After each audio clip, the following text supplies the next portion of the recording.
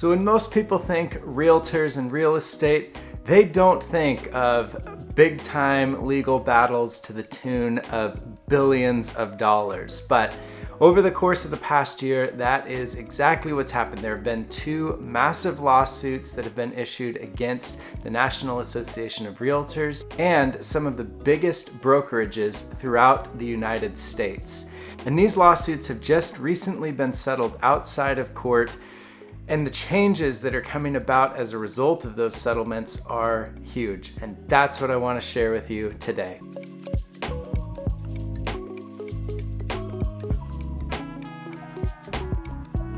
Hey, if you're new here, my name is Nick Aufenkamp. This is the Tartan Team channel. I run the Tartan Team, which is a real estate business. I'm a real estate agent in Washington State, primarily serving Clark County, Washington, and I am building a team of the most amazing agents, creative minds, stagers, everything that's necessary to do the very best possible job in serving you, whether you're looking to buy, sell, or invest in real estate.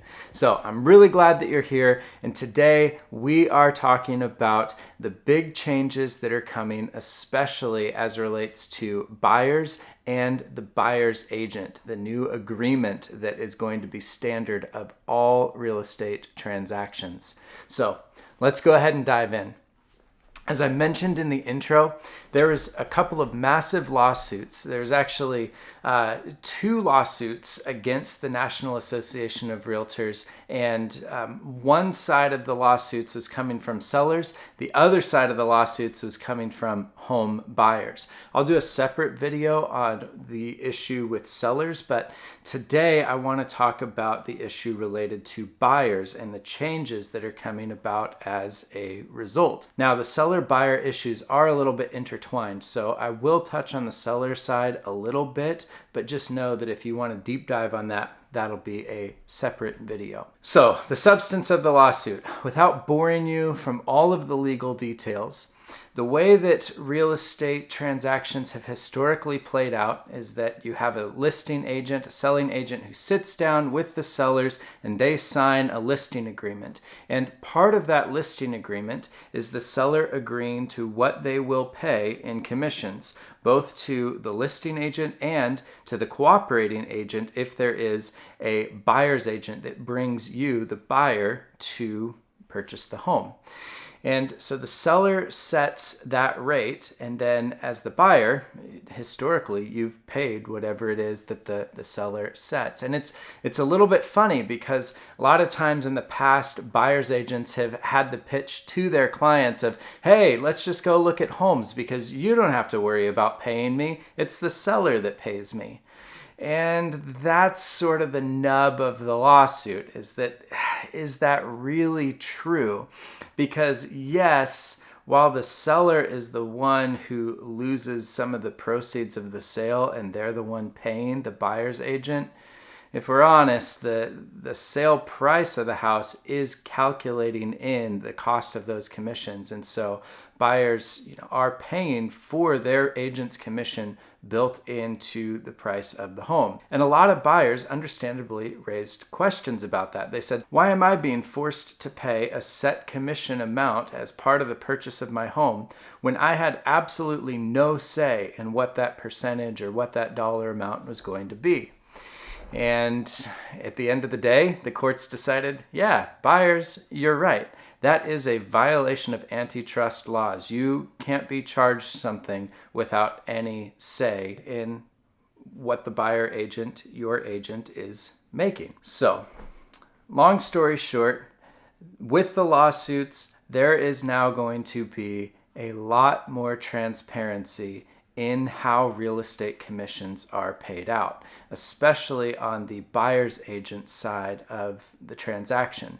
And I, for one, think that this is a really good thing. I love transparency. I love honesty. I love integrity. I love clear communication and expectations. And so I do think that these changes are right. They came at a huge cost to the tune of billions of dollars to the National Association of Realtors and a handful of other massive brokerages. So this is serious stuff. And again, I do agree with the court's ruling. So what does the buyer-agent agreement look like? And what should you expect moving forward as a home buyer when you're working with someone like myself representing you on the buy side? Well, as part of the initial conversation that you have with your agent, you will talk about compensation. And let's be honest, that can be an uncomfortable conversation, especially in the age of frictionless payments where you call your Uber driver and the entire transaction is settled in the app. You never exchange funds. You never have to talk about money. You don't really know what the Uber driver is making. You just know what you paid for your fee. Well, now you will know what your agent is going to make because that's going to be something that is explicitly talked about as a result of the new buyer agency agreement. So what this agreement does is it's going to lay out all of the responsibilities that your buyer's agent has to you. And this is a really cool thing because it does set the expectations and it shows how much a good buyer's agent really is working on your behalf. And remember, they are working absolutely for free. They don't get paid anything unless they are successful in finding you a home. So they're taking on a lot of risk to serve you with this big long list of responsibilities that they're putting together and promising you. So I, as your agent or whoever you work with, is going to go over the list of here's what you can expect from me in the home buying process. You can ask questions and refine that. It makes for a really good conversation with your agent. Then at the end of that conversation about responsibilities that your agent owes to you, there will also be a conversation about compensation, also known as commission. And this is the part that gets a little bit uncomfortable, but it is good to talk about because it says, hey, I'm taking on all the risk. This is the big long list of responsibilities that I am providing to you. And when all is said and done, if I succeed in my job and help you find your dream home, then here's what I will be compensated for that. Whether that's a percentage of the sale or a flat rate fee, or maybe some agents may even have retainers. There's going to be a lot of creativity here in how different agents want to structure that deal. I myself still plan to go with a commission percentage based off of the sale. So that's something that you will get to have a say in as you talk with your agent. Different agents are going to have different thresholds of what it is that they're willing to work for and how to negotiate that compensation. One of the great benefits of this conversation about compensation is that it's going to create more competition among buyers agents because different agents are going to be offering different levels of service to you as a home buyer. And as such, they're also going to have different ways that they want to structure their compensation. And that will be something that I think is going to be really good for the industry. I think that anytime there's competition and the allowance for creativity, that's where we get a lot of really new, wonderful ideas and opportunities. At the end of the day, the real takeaway is you now, as a buyer, have a say, or at least get to agree to what it is that your agent gets compensated. How does this play out like in real time, in practice? What should you expect? You meet with your potential buyer's agent. You have your conversation about what it is that you're looking for. And then they share with you the buyer agent agreement. They go over their responsibilities to you. They go over compensation. You have a discussion about compensation and agree on something. Whether or not the agent is willing to negotiate their compensation is completely up to them. And then from there, once you've come to terms on what the agent will be compensated, that's something then that you and the agent will have to keep in mind as you're shopping for homes. Because one of the big changes now on the seller side is that the seller is not obligated to offer a buyer agent commission in listing their home. Previously they were. That's another lawsuit in and of itself where sellers, as a result of the lawsuit, no longer are required to pay a buyer's agent. So what happens then if you've agreed as the buyer to compensate your agent for their work, but then you're buying a home where the seller is unwilling to pay the agent? Well, you do have an agreement. So one way or another, you do need to make sure that your agent gets compensated for all of their time and effort of getting you into your home. There's a few different ways of doing that.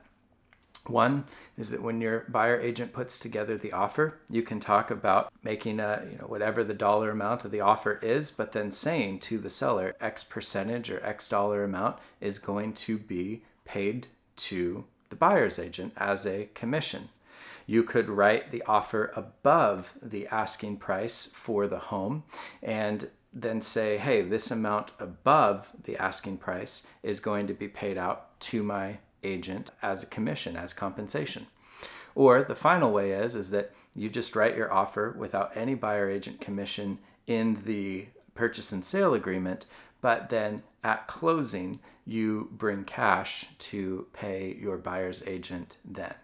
So there's a few different ways, and I know that especially as a buyer, I can sympathize with the fact that on that third option, the idea of having to bring more cash to the table at closing when you've already got your down payment and escrow fees and loan fees, that's a lot to think about. And so I do think that the most common options are still going to be that working it into the contract somehow, whether that's including it in the purchase price of the home or bumping up the purchase price so that the buyer's agent commission is included in the financed amount of the home. So hopefully that's a helpful explanation of what you can expect moving forward with buyer agency. I think, again, I've said it so many times, but I really do think that this is a good change that is coming to the industry. Hopefully it'll bring more clarity as well to the value that a buyer's agent provides. And if you want to hear more about the ways that I and my team serve you on the buy side of a real estate transaction, well, I've got a full video that explains what you can expect when you choose to work with me. But if the video doesn't quite scratch the itch, even better is for us to connect. And there's a few different ways that you can do that. You can send me an email, nick@thetartanteam.com. You can go to my website, thetartanteam.com, and fill out a contact form there. Or you can use the Calendly link in the notes below, and that will get you an appointment scheduled with me right on my calendar. If you're local, I'd love to grab coffee, grab a drink, grab lunch, or if you're not local, then we can connect through Zoom or FaceTime or whatever is most convenient for you. Hopefully this is helpful insight on what to expect moving forward. Thank you so much for tuning in. If you haven't already, make sure that you subscribe to the channel, like the video, click the notification bell so that you don't miss anything else, because we are going to keep providing awesome content all about real estate with a particular focus on Clark County, Washington, which is the best place on earth to live, bar none. All right, y'all, we'll talk to you soon.